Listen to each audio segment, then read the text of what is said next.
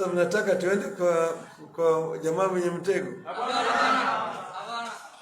Tuongee na mwenye mtego? Yuzi mimi nilimwambia yeye hadithi ya Kiswahili. Tendawili. Mtego ya panya kuingia waliomo na wasiokuwemo. Sio sema tusiende huko. Usema namna hiyo. Usema namna hiyo. Tuangalie mbele. Tuangalie mbele. Ngapi nasema namna hiyo nione mkono. Those as many as that opinion say aye. As many as the contribution say nay. Wale ambao naunga mkono nione kwa mkono. Nione mkono hapa. Mimi niliuliza nyinyi tufanye vipi? Tuwe jamaa wengine alikuwa anasema ati ameweka mtego.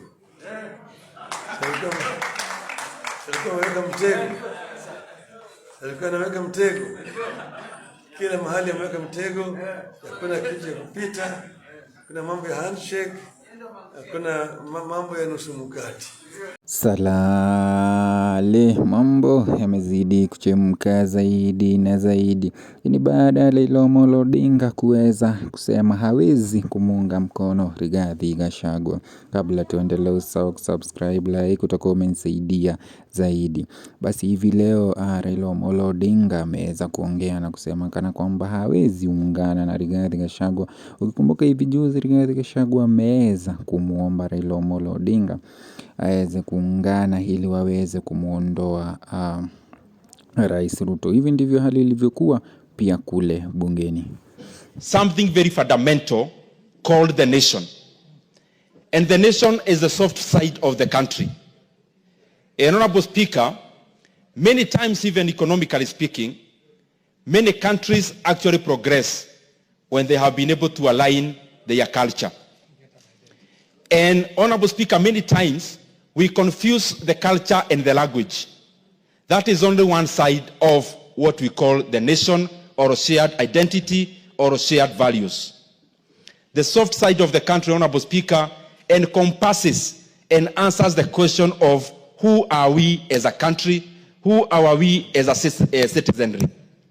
Honorable Speaker, one could be language, others could be shared values, others could be even our temperament, others could be our disposition as a people, because, Honorable Speaker, all these soft sides of what defines the people form what is called the culture.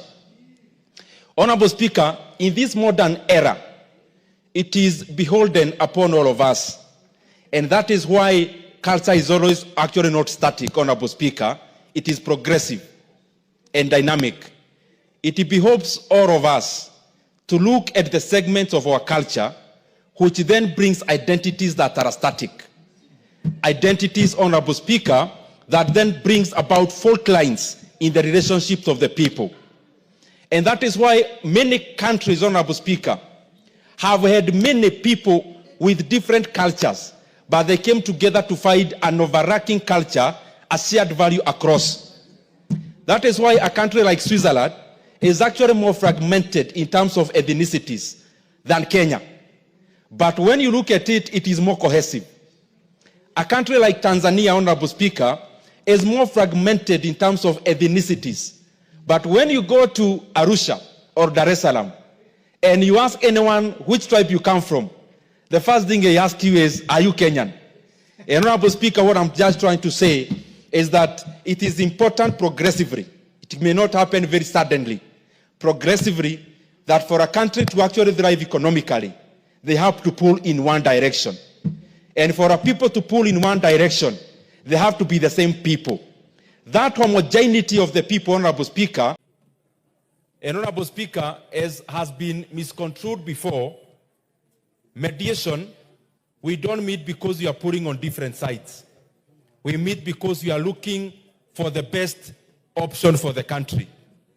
And that is why even when the mediation sessions were very heated, Honorable Speaker, we were able to conduct all the sessions with a lot of decorum, and of course based on the fact that we were looking for the best figure for our counties, but also that what the country would afford, Honorable Speaker.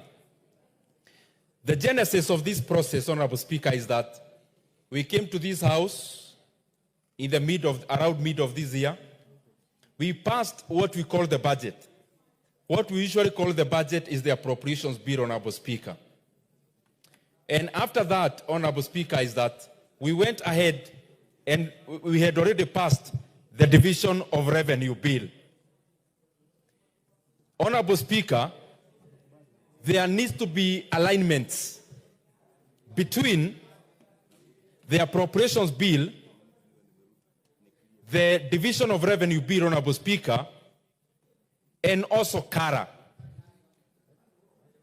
And Honorable Speaker, then the predicament in the mediation committee this time was that this was a time unprecedented. There has never been a situation where we are meeting to revise the division of revenue bill downwards. All the time, if there has been any variation, has been enhancement. And therefore, Honorable Speaker, the first question that we had to scratch our heads to get the answer is the process to which we need to arrive at this, at the figure we ended up arriving at, Honorable Speaker. And I say so because, Honorable Speaker, when we amend the division of revenue bill, that has to also go in tandem with KARA. Honorable Speaker, as it has now, KARA already has a memoranda from the President. And therefore we need to pronounce ourselves on that. And it needs to that majority in both houses. That is the National Assembly, but also, Honorable Speaker, the Senate. And we, first of all, had to find a pathway that even before we talk about the content, we needed to be sure that the pathway after the conclusion of the mediation committee will be anchored in law and will be anchored in the documents that you've already passed. To cut the long story short is that, Honorable Speaker, in terms of the pathway, the mediation report that we are passing today, Honorable Speaker, has a figure of 387 billion Kenya shillings. Last financial year, Honorable Speaker, the shareable revenue to our counties was around 385 billion Kenya shillings. But, Honorable Speaker, the version that we amended in this house after what happened in the country in July is that we actually passed here 380 billion Kenya shillings. But in the budget now, it appears